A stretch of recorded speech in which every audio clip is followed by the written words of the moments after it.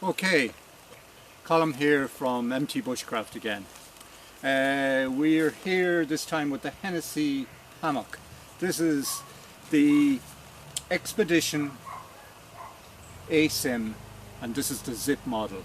There are two models in this particular one. There's the zip model and there's also the Velcro entry.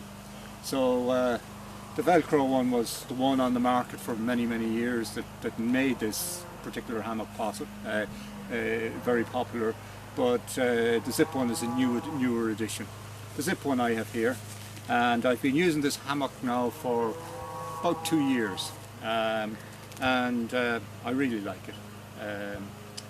It has its positives and a few little needly bits, but we'll look at those. Okay, it comes in this bag. This is the original bag that it comes in, and all the instructions are on the back, which is kind of handy if you're not using it on a regular basis. So when we take it out, you'll see that we have what comes along with it. Well, I actually bought these guys separately. These things are called snake skins.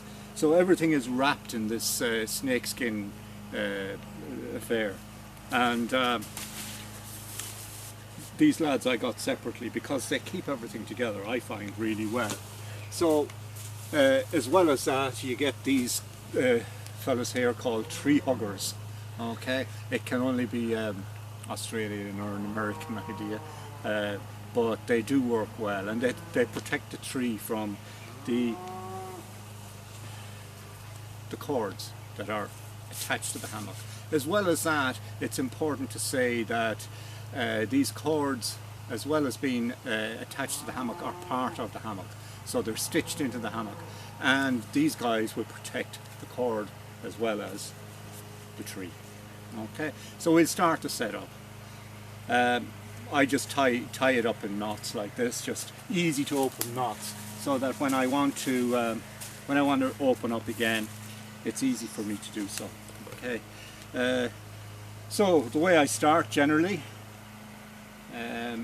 I'll take one of these lads and I'll wrap my tree hugger around the tree like this. Great name, isn't it? A tree hugger. So wrap it around a couple of times, okay? And then there's a kind of a recommended way of doing this, the knot that's recommended to use, and we'll have a go at it here. It's not the one I would generally use with other hammocks or tents or other setups, but this particular one it works well with. Okay, so we've gone up through one and down through the other. Okay, I'm going to pull that. Maybe leave myself about 1.5 feet, 18 inches, 50 centimeters, whatever you're into. Okay, wrap around a couple of times here, first of all. So just wrap around twice, inside the strap.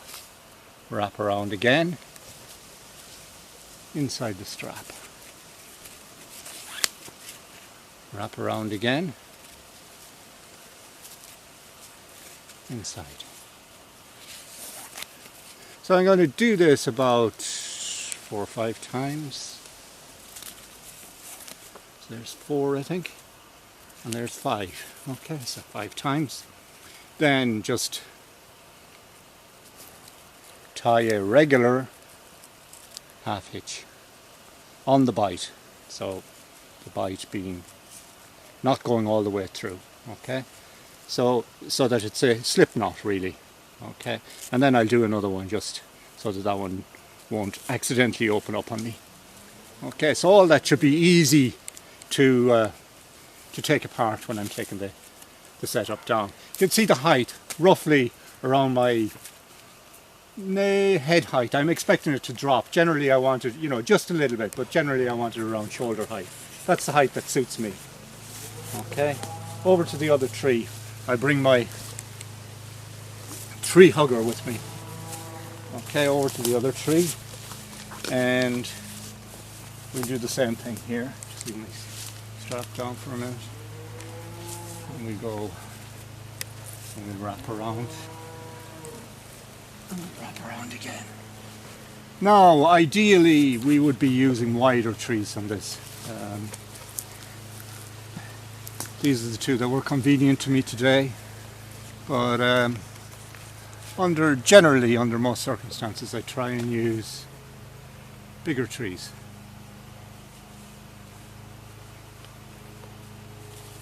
Of course, you can see that these are birch trees. You got the peel away bark, which is really ideal for fire lighting. So pull this tight as I can go. Okay, and we get the couple of wraps again. Wrap around, and in here. Wrap around, in again.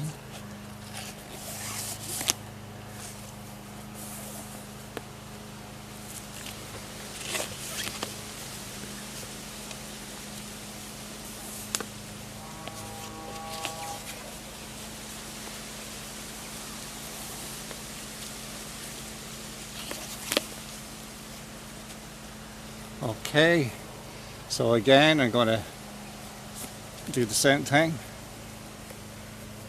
2 half hitches, or slip knot if you like, because it's on the bite. Okay, that's my setup. So put a bit of weight on this. You can see how it drops a little bit. Yeah. So snake skins slide off. So, the other one comes away on this side.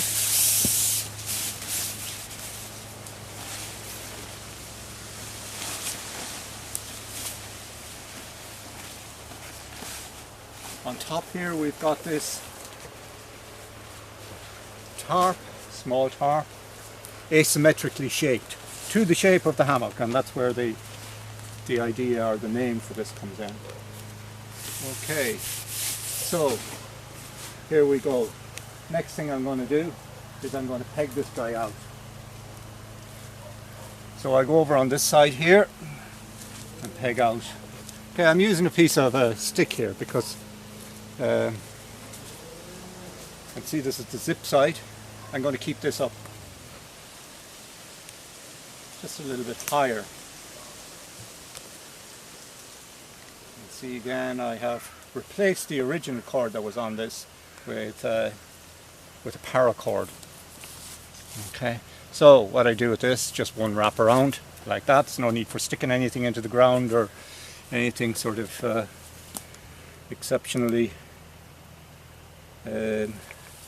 complicated.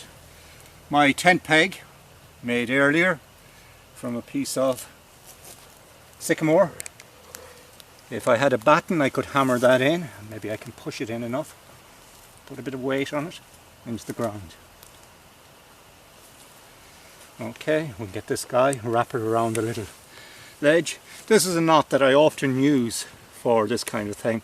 You can throw away all your slidey uppy tent guy line plasticky bits. Okay, start again. Make it an old style figure of 4. Wrap around once, twice, 3 times, oops, 4 times. Okay, 4 wraps on the inside, 1 on the outside, like so. Good. Slide up. Knot holds. Pretty good. Slide down to loosen. Slide up to tighten.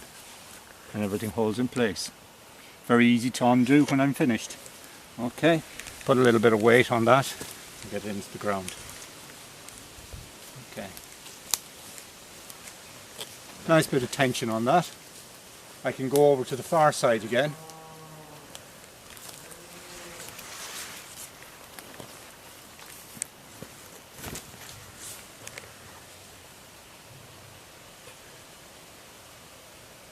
This one here, I can Open up, loosen out, and handily, I have a tree here, but I'll avoid the tree. I'll just work one side of it or the other and put my peg in. Sorry, it's probably going to be easier this side. Not sure which side is going to be easier, but we'll go on this side. Put my tent peg in again. Okay. A little bit of pressure down there. Not enough. Can't kick these guys because they just go all over the place. Put a bit of pressure down.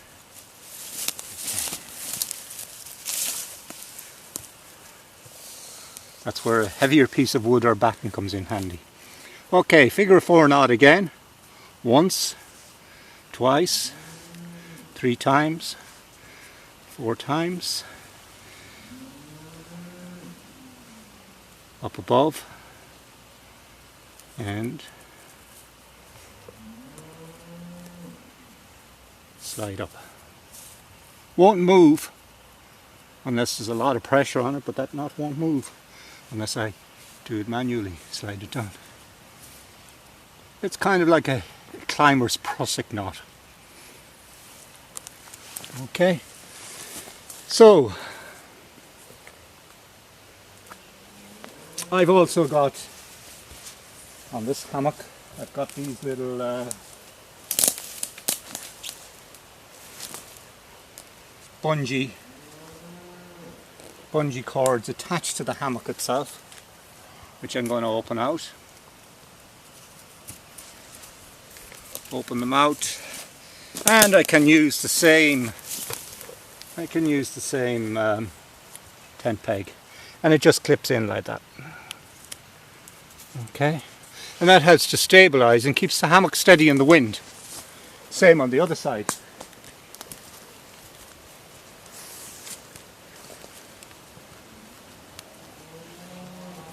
Open this guy out again, and anything I can find to attach it to will do. Not the best idea. We'll get a tent peg.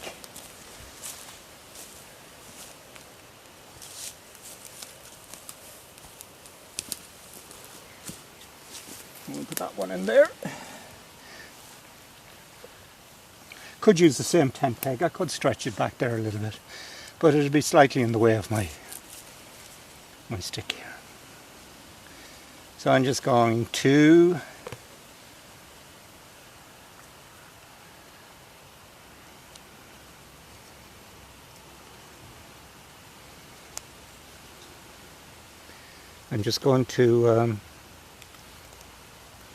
put this guy around here like so and clip it on. Yeah, okay. Hammock done. Everything set up. Alright, we go to get into this fella, zip it back, 2-way zipper, nice heavy duty base. Inside here we got, I don't know if you can see this, we've got this little pouch that carries your stuff, slides over and back. You've got this this cord that you can use to hang stuff from, which is attached to the hammock itself. You've also got this guy here, which is used to keep your mat in place. So you obviously need to put in a mat in here. What I like about this particular hammock is the way it shapes and holds your body pretty much aligned. Most hammocks hold your body in a kind of like a U shape, whereas when I get into this one, you'll see I can put my feet out here to the side and my head over here. So you'll see how that works now. I'll take off my shoes.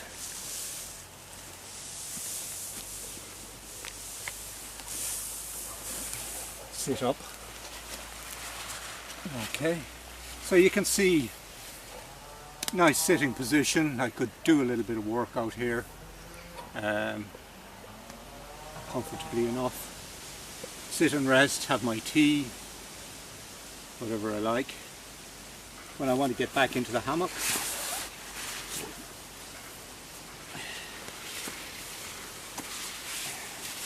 lie down in, and see if I can move the camera over here.